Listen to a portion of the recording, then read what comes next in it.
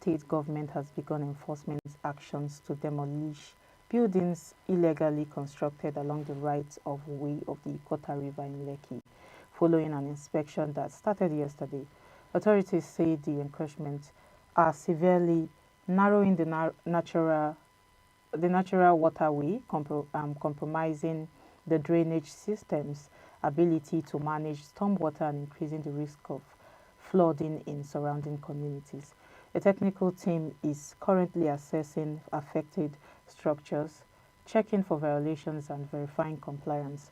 Property owners are being directed to install sheet piles to restore the river's boundary or risk demolition.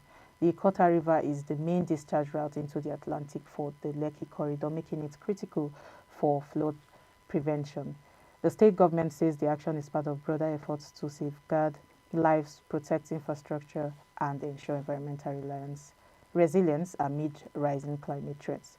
Flash floods across Lagos, officials say are largely due to temporary blockages of natural drainage points and typically clear within hours. Residents are being urged to remain alert but calm during such events. Demolition, buildings, Lagos, Lagos, and these environmental issues. I think this is a necessary step. This is a necessary move the Lagos State government is taking. We've been seeing them take making different moves and take different measures to curb this environmental issue. But this raises serious questions in my mind when we talk of urban planning, when we talk of policy, when we talk about our lives as humans. Because whether it's very obvious that in Lagos, encroachment is narrowing waterways, it is blocking drainages, it is houses are being built, shops are being built closer to roadsides. So it's no longer news, and it's rainy season. We know what that can do to people. We know what that can do to our environment. So in one word, I'll say this is impunity, because when many of our structures, I want to ask, who approve of them? That's one question I want to ask. Because if regulations are set and if there is accountability, I do not want to even talk about transparency here, because for the environmental news about Lagos to be on the news each and every day, it means they are in action. They are becoming transparent, or they are transparent about it. But let's talk about accountability. Let's talk about consistency, because most of these laws, most of these reforms did not just start. We have been talking about it for a long time. Different initiatives, different projects, different things, different measures have been put in place. But where are we with them at this point in time? So we need to be consistent with our actions from now on. If a rule is set, I think people should follow it, and not just people. People that set this rule, rules rather, should follow it strictly, and make sure that people follows it strictly as well. So the solution here, I think, is not just about demolition. We need proactive urban planning. We need real penalties for developers. Most of these real estate people, there are so many real estate agencies, real estate organizations, real estate firms in Lagos, but I'm not seeing the land in Lagos. I'm not seeing any land in Lagos. That's why I think they have to go on top waters. But they cannot just go like that. So I'm still throwing it back to the government, to people in these agencies, in the building agencies, the public. When I mean the public agencies, who set these rules? Who put these regulations? Who approve of these buildings? Who signed these MOUs with these real estate firms? So we need to, I think government needs to put stronger laws in place, and we need to make sure that they are being followed.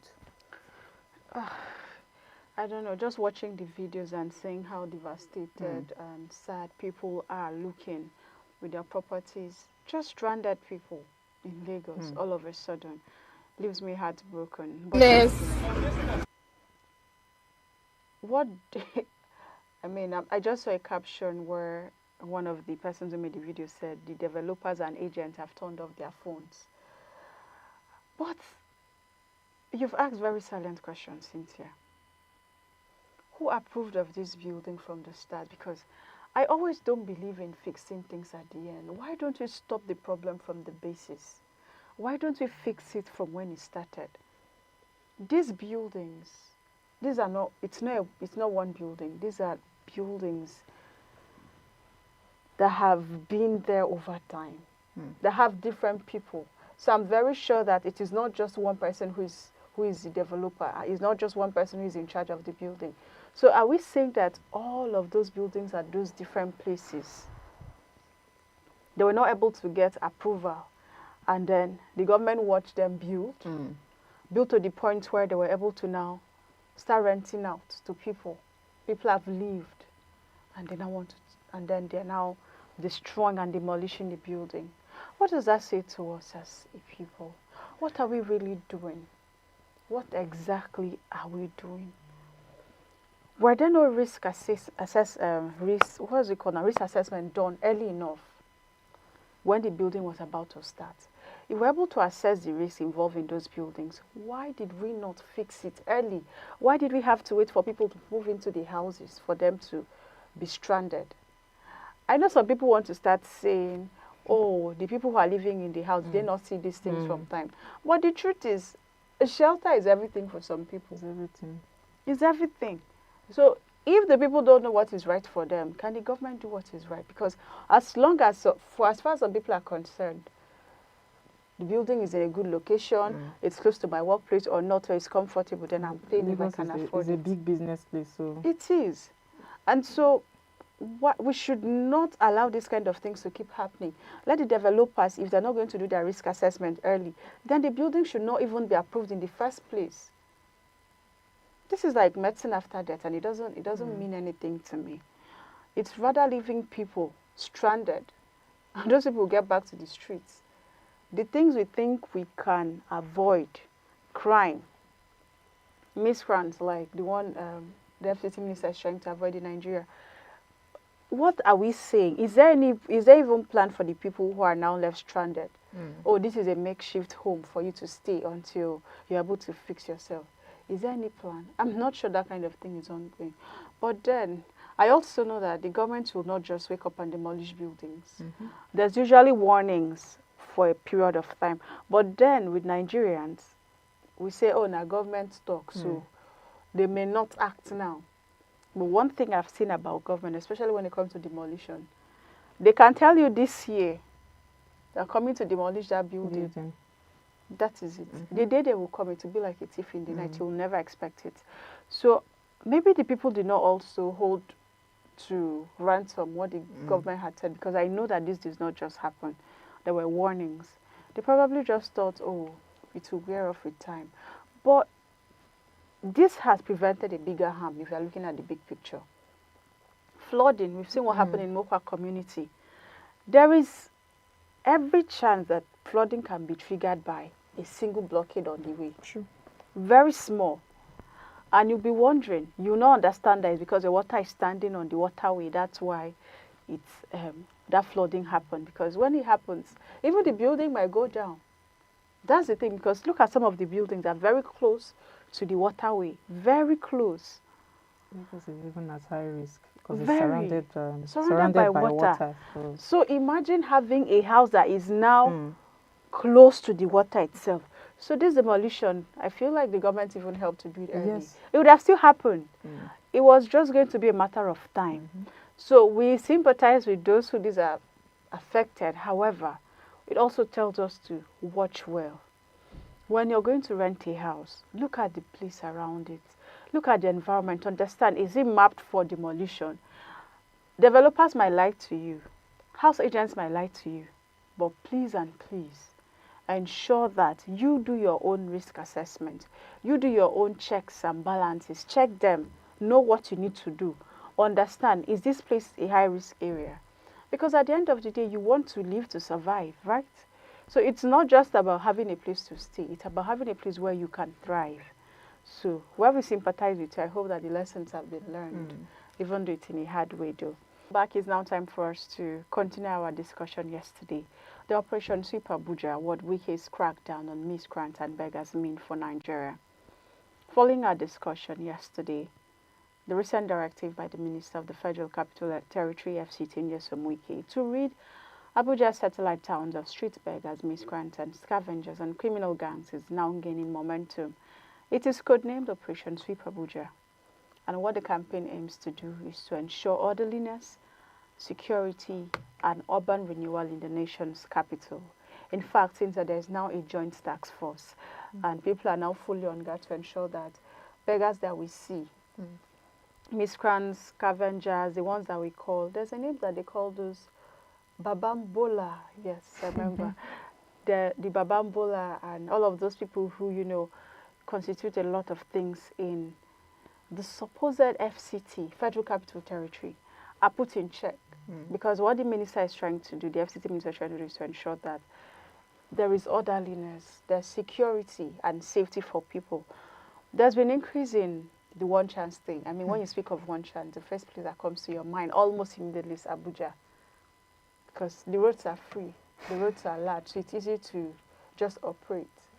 And so the FCT minister is saying, you know, is making effort to ensure that that security, that sanity is being restored. But yesterday on the show, Dara and Deborah were saying that, where will the beggars go if they chase the beggars? Where will they go? Can the government do something to empower them and not just send them away? And I was saying, imagine that all of us entered the street and also said we are beggars. Because that's the thing. And you really cannot tell who's actually a beggar these days, because it's like an organized form of making money. People just find a way of, you know, constituting nuisance to other people while making money. So what do you think this has, what look does this give to Nigeria, what Nyesom Wike is doing? Is it a good move to move the beggars, the miscreants, the scavengers away from the FCT? I really think this is a very, very significant step that but brings, okay, let me start with, it needs to be applauded. No. Yes, I need to give him an applause for this, because I am one who is always pushing for things like this.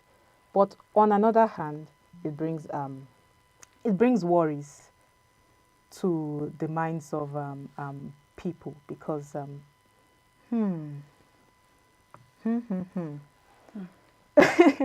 mean, sweeping people off the street does not sweep away the reason why they are in the streets in the first place. That's what I think. So I think I can stand with what Dara and Deborah started saying, because I've been in Abuja, let's say, all my life, and this is not the first time there's an Operation Clean, FCT, and all of these things. It happened with El-Rufai. I think El-Rufai did something like this.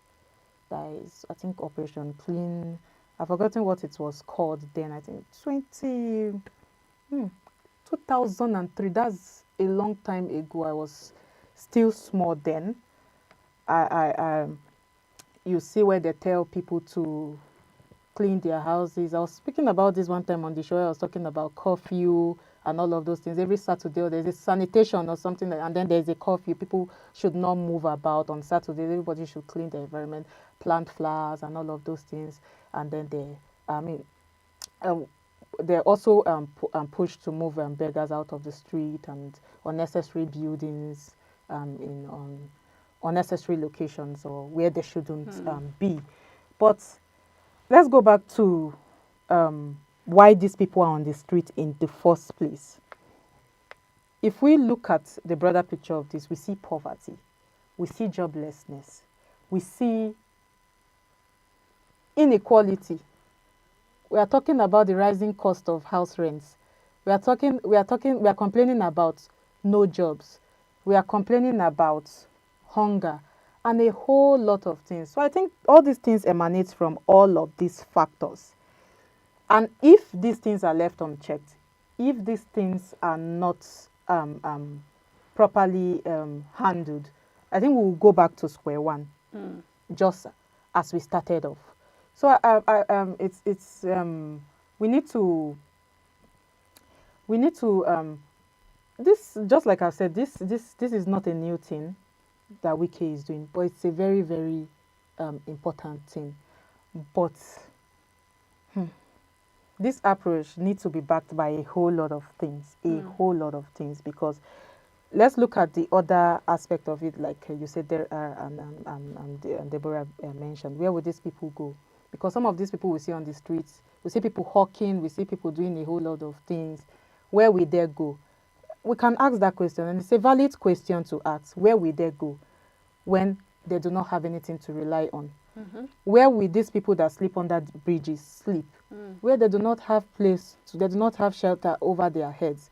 So we need to check these things and treat the problem, handle the problem from underground, from the roots, before we begin to see how we can move them out of the street. Have you put things in place? Have you put things they will fall back to, so that they will not return? Because remember, I said this same thing, this same approach, similar approach have been seen before, 2003, 2007, thereabout. But why are we still complaining about it in 2025? Meaning, if we do not solve the problem on ground, we'll still come back to this same issue. People will still return to the streets, and we'll even have more people return to the streets if time is not taken. Because, you know, UN is already warning about global inflation, especially in developing countries, and Nigeria is not an exception.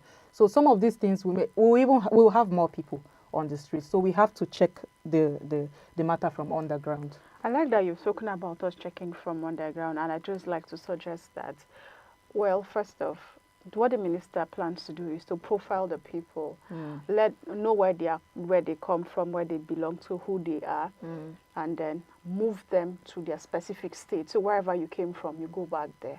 But what I want us to strategically do is to ensure that while those people go back to their states, can there be a form of rehabilitation? Can there be an actual plan put in place to ensure that, even in the state, because it will make sense that they are moved from one problem to the other. Because they move from FCT and they go back to their states. What's the point of moving? Greener pastures. Yeah, and then they move back to where they were, that they feel wasn't good, and they're back on the street again, constituting another nuisance in that state. So if we don't fix it from the FCT, is it at home in their small states that they can now fix it? So the bone of contention here is to balance enforcement with compassion. True. These are people who do not have, or may not have, or even pretend not to have. But that's not our business, whether they're pretending or not. What can we do to salvage the situation? Rehabilitation is there. Empowerment is there. Sure. There are people who, they only need an opportunity. Give them an opportunity and they will learn and they'll be better. And they'll get their hands on something and, you know, get empowered to be better for themselves. I know that there's the fear of organized crimes happening on the streets and the one chance and everything. But if you check most of these people, most of the reported cases, it comes from a place of, the triggers are usually idleness, lack of job, unemployment, or something. So if it's possible, for instance, the scavengers, can we try to engage them with recycling? How do we get them involved with recycling? How do we train them to recycle? Don't just scavenge. Try to recycle. Teach them how to recycle. Train them, empower them. I'm not sure anybody, like you said, anybody hates enjoyment. I'm not sure anybody who is a scavenger would say a better life or how to do the business that they do in an easier way and earn even better would run away. So can we put structures in place to ensure that we are not just sweeping them off as goods, but we are pushing them to be better? How are we pushing them to be better? These are the things that makes the countries that we see are not developed. the allowances, the extra, the extra miles they go for their citizens, the things that they are able to do, the structures they are able to put in place. So can we also bring that? Can we reciprocate those things that we see outside in here? As much as we want to boost the image of Abuja, we want to ensure that the Federal Capital Territory has a good look out there. It's not littered with beggars, it's not littered with scavengers. We want that good look. But it is even more important to treat it from the basis, from the root. Because if you don't fix it from where it started from, you're only pruning the stem, and it doesn't stop it from growing. It doesn't stop it from happening again. So can we do what is right once and for all? Otherwise, after the FCT minister's tenure elapses, another person comes, and it's another operation sweep Abuja. Exactly. And it will keep happening until the problem is rooted from the root cause. We will still be going back to this conversation. And like Cynthia said, it's long overdue. This is 2025. I mean, you've spoken very well, because when I was talking about people moving to the FCT when you were talking. People moving to the FCT, Greener just like pasture. the greener pastures thing. Let the FCT reflect that essence, the essence of Federal Capital Territory, because that's one of the reasons why people are leaving their villages, people are leaving their communities and states to come to the FCT, because they feel this is where, they will get better opportunities. But then they come to the FCT and they are met with this kind of conditions. This doesn't speak well of the FCT. The FCT needs, at this point in time, to reflect the essence of Federal Capital Territory. Just the way people perceive it, just the way people see it from afar, as land of opportunities. This is where I can come and get whatever I want to get. It should be of that. It should serve that purpose rather. So I think they should do more than, even aside just taking these people out of the street, just like we are advocating. They should make sure that things are put in place. There are opportunities for empowerment. There are even access to this, to entering these opportunities and entering these empowerment programs, because sometimes you see these opportunities, but they are far-reached. So I think it should be brought closer to the people, so that people that are interested will, because when you talk to people, I speak to youths a lot. When you talk to youth, you begin to hear all this one a story. At the end of the day, where is this thing? Even if it's there, we know that these things are existing, these initiatives are there, but is it going to reach us? So I think that FCT should be an enabling environment for people positively. So we should do better. And even another thing about these people on the street, because I'm saying that some of the reasons they want to even take them out of the streets, because they see them as criminals, Yes. and all sort of. But I think actually, we should draw. and it's actually true. It Some can of them lead are to. criminals. Some of them are actually criminals. You get and some can disguise. Yes, some of people them are disguise. Cynthia, I've read some not. stories where some of the people who stand on the bridge in the evening, as if they are begging, asking for transport, they just disguise and they come close to you and they're stabbing you, asking for your phone. So the sweeping is all round. Now that it's all round, I'm saying the ones that are criminal, let them face the law. Yes. Can they be arrested? Yes. Because True. I'm not sure that you can, as a lady now, you can easily walk on the road by 9. You'll be scared for your safety. I don't even want to walk on the road by 7, regardless of anything. Where is that coming from? True. Because we think that the place is not safe. And it shouldn't be the case for the FCT. So while we are pushing the beggars, can we also ensure that those who are criminals are brought to book? Exactly. And how can we there ensure should be that clear distinction between criminals Sometimes and I walk on the bridge, the informal on the workers. pedestrian bridge, Cynthia, and I look up, I say, there are not even cameras here. And these are where these people move. There's no camera to watch. And if you put cameras, it could be destroyed. but then again, camera should not be one way. You can be anywhere. So if we want to make the FCT that place, it is not about sweeping the beggars. Yes, it's not just about that. We have to go all out for criminality. And criminality is not just about the beggars. Exactly. In fact, That's most my of the point. people complain that people rob them. They say they came as scavengers. Mm. If you ask many people, many landlords, many tenants in Abuja, they'll tell you that their TV got missing because a scavenger visited. They were robbed. Sometimes you see these people, they come and then they're moving with their bag and it's a big TV inside. They catch them from time to time. So it's a whole lot. It's a whole lot. What we call babambola, it's not funny. You will not understand until it has affected you, until your generator is missing, you know. Sometimes it happens in a very funny way. You're still in the house. You probably left your generator on and you start hearing the sound from afar because everyone plugged it. So let us, this public image that we are trying, the Minister Nyesomike is trying to set for Abuja, it has to be an all-rounder. Criminals should be tackled. Not just, I know he's saying no, because I know that when the enforcement people start, the target will be beggars. They'll be moving the beggars. But the Babambola people, the beggars, not the beggars now, the one chance people, how can we even ensure that people are no longer victims of one chance? Can we come up with an application? Can we come up with something tech savvy that can ensure the safety of Nigerians in Abuja? Because the one thing that I know takes the life of people more than anything or traumatizes people in Abuja is one chance.